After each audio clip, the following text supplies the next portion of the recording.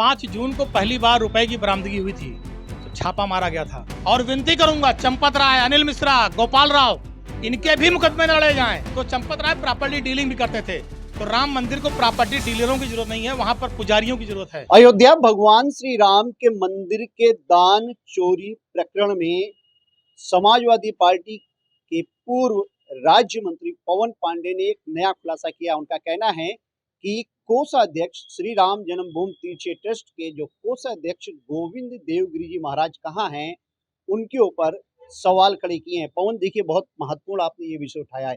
क्या सवाल खड़े किए हैं आपने? 5 जून को पहली बार रुपए की बरामदगी हुई थी तो छापा मारा गया था। चंपत राय ने उस समय मुकदमा नहीं दर्ज कराया। कोष का मामला है, चढ़ावा चोरी हो रहा है, कई वर्षों से लूट रहा है।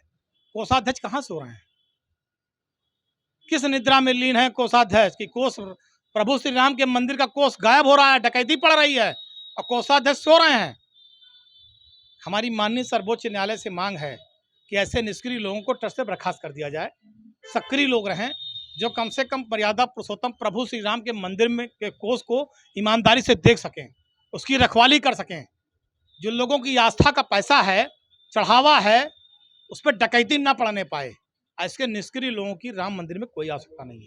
अब कौन, देखिए, आज एक बार एसोसिएशन ने बहुत महत्वपूर्ण निर्णय लिया है। उन्होंने कहा है कि जो 8 आरोपी हैं उनके लिए कोई वकील खड़ा नहीं होगा। बार एसोसिएशन के अध्यक्ष आदरणीय कालिका मिश्रा जी को और हजारों की संख्या में जो हमारे अधिवक्ता बंधु हैं, उनके इस निर्णय का स्वागत करता हूं, अभिनंदन करता हूं और विनती करूंगा चंपत राय, अनिल मिश्रा, गोपाल राव, इनके भी मुकदमे लड़े जाएं और इनको सबको जिला बदर करने की मांग की जाए, सब जिले से बाहर हों, क्योंकि इन लोगों ने राम मंदिर की गरिमा और परंपरा को तार तार किया है। जो लोगों की आस्था थी उससे खिलवाड़ किया है। ऐसे गंदे लोगों की आवश्यकता अयोध्या में नहीं है। कौन, देखिए, क्योंकि बार एसोसिएशन ने यह भी कहा है कि जो 3 प्रमुख चेहरे हैं उनके खिलाफ जो है न्यायालय में वो मुकदमा भी दर्ज कराएंगे। बिल्कुल स्वागत है, अधिवक्ता बंधुओं के बातों का स्वागत है, उनकी विचारों पे पूर्ण सहमति देता हूं और उनके साथ हूं इस लड़ाई में।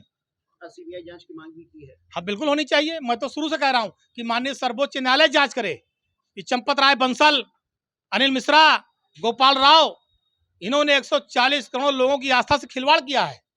इन पे तो कठोर कार्रवाई होनी चाहिए, जेल भेज दिया जाना चाहिए इनको। ये राम निवास मंदिर के ये पंच प्रमुख सफरीवाला जी हैं।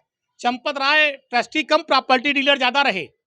इनके मंदिर को पूरा अवैध रूप से कब्जा कर लिया, कई बीघा जमीन उसमें कब्जा कर लिया और इनके जो पुजारी थे उन्हें कुछ पैसा दे करके कुछ लिखा पढ़ी करा ली गलत तरीके से। तो चंपत राय प्रॉपर्टी डीलिंग भी करते थे, तो राम मंदिर को प्रॉपर्टी डीलरों की जरूरत नहीं है, वहां पर पुजारियों की जरूरत है, सेवादारों की जरूरत है, जो राम मंदिर की सेवा कर सकें, उसको अच्छे से रख सकें, उसकी गरिमा को स्थापित कर सकें। ये सफरीवाला जी बताएंगे कि इनके मंदिर से कैसे भ्रष्टाचार किया है चंपत राय ने। तो देखिए, ये बहुत महत्वपूर्ण प्रश्न जो है पवन पांडे ने उठाया है, ये सवाल जो खड़े किए हैं कोषाध्यक्ष को लेकर, ये अपने में बहुत महत्वपूर्ण है। दूसरा, अगर आप देखें तो जिस तरीके से बार एसोसिएशन ने ये पूरे प्रकरण को लेकर जो है गंभीरता से 3 प्रमुख निर्णय लिए, जिसमें एक कि कोई भी वकील आरोपियों के पक्ष में मुकदमा नहीं लड़ेगा। जो 3 प्रमुख चेहरे हैं उनके खिलाफ खुद बार एसोसिएशन मुकदमा दर्ज कराएगा न्यायालय में। और तीसरा जो है सीबीआई जांच की मांग की है, ये बेहद खास है। लेकिन इन सब के बीच में जो सबसे महत्वपूर्ण है कि पवन पांडे ने ये मांग किया है कि जो कोषाध्यक्ष श्री राम जन्मभूमि तीर्थ ट्रस्ट के कोषाध्यक्ष गोविंद देवगिरी जी महाराज कहाँ हैं, क्योंकि उनकी जिम्मेदारी बहुत महत्वपूर्ण है, क्योंकि वो कोषाध्यक्ष हैं। कैमरा सहयोगी अमन के साथ मनमीत गुप्ता, भारत एक्सप्रेस, अयोध्या।